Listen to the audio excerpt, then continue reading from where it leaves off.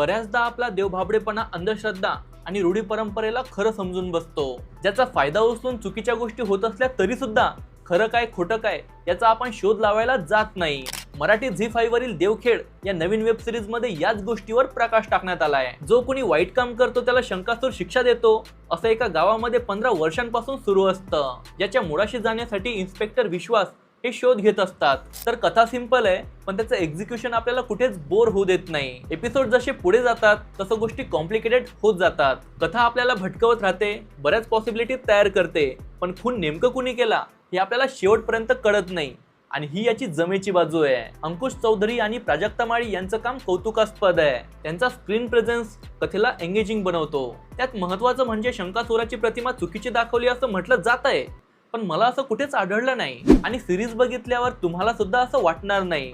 तर अशा उत्कंठा वाढवणाऱ्या देवखेड या वेब सिरीजला तुम्ही मराठी झी5 वर बघू शकता।